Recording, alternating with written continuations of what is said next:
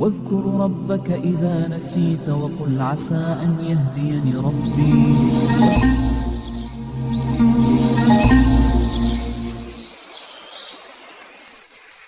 ভাবুন তো, আপনি নামাজ পড়ছেন, রোজা রাখছেন, দানও করছেন, তবু যদি আল্লাহ বলেন তোমার কোনো আমল আমার কাছে গ্রহণযোগ্য নয়, কারণ তুমি অজান্তেই এমন কিছু করছো যা তোমার সব ইবাদত মুছে দিয়েছে।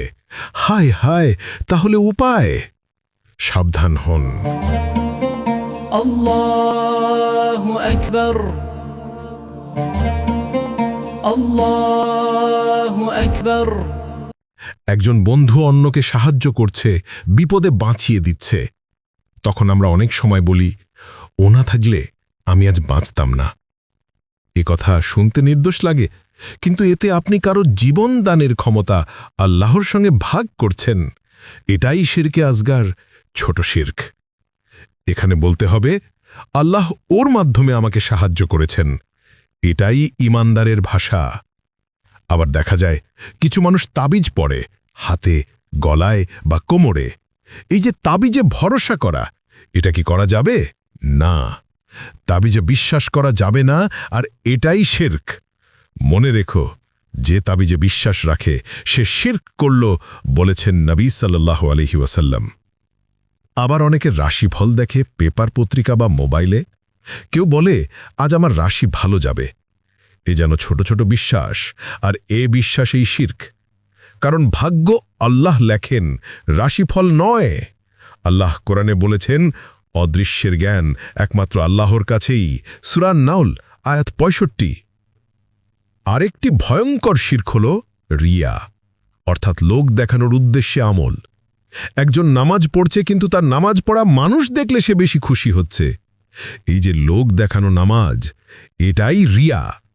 আবার যখন কেউ দান করে, কিন্তু এই দানের উদ্দেশ্য যদি হয় আল্লাহ নয়, মানুষ যেন প্রশংসা করে, তাহলে সেটি রিয়া, অর্থাৎ লোক দেখানোর উদ্দেশ্যে আমল, যা আল্লাহর কাছে গ্রহণযোগ্য নয়।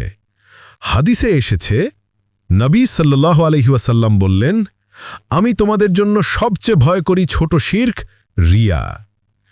মানুষের চোখের সামনে বড় আমলও আল্লাহর কাছে তখন শূন্য। কিছু কিছু ক্ষেত্রে দেখা গেছে যে অনেকে নিজের কৃতিত্বকে গর্ব করতে যেয়ে শিরক করে। কেউ সফল হচ্ছে বলছে, আমার পরিশ্রমেই হয়েছে। মাঝে মাঝেই আমরা বলি, আমি কঠোর পরিশ্রম করেছি তাই সফল হয়েছি। হ্যাঁ, তুমি পরিশ্রম করেছ, কিন্তু ফল দিয়েছেন কে? আল্লাহ। এই ভুল বিশ্বাসী আমাদের রিজিকের শিরকে ফেলে দেয়। আল্লাহ তাআলা কোরআনে বলেছেন, তোমাদের যা কিছু আছে তা আল্লাহর কাছ থেকেই। সূরা নামল আয়াত 53। শিরক শুধু মূর্তি পূজা নয়, এটা হতে পারে একটি বাক্যে, একটি দৃষ্টিতে, একটি বিশ্বাসে। তাই প্রতিদিন জিজ্ঞেস করো নিজেকে, আমি আসলে কাকে ভরসা করছি? মানুষকে, বস্তুকে, নাকি একমাত্র আল্লাহকেই? কোরআনে উল্লেখ আছে, নিশ্চয় আল্লাহ শিরককে ক্ষমা করবেন না। সূরা নিসা আয়াত 48। হয়তো আপনি নামাজে আছেন, কিন্তু আপনার হৃদয়ে অন্য কারো উপর নির্ভর করছে। সাবধান হন, কারণ এক ফোঁটা শিরকি আপনার সব ইবাদত মুছে দিতে পারে। কারণ আল্লাহ ছাড়া আর কেউ নেই যার উপর নির্ভর করা যায়। ফলো, লাইক, কমেন্ট করুন, যেন এমন আরও কন্টেন্ট আপনার কাছে পৌঁছে যায়। ইসলাম প্রচারে আপনার একটি শেয়ারই হতে পারে কারো হেদায়েতের দরজা।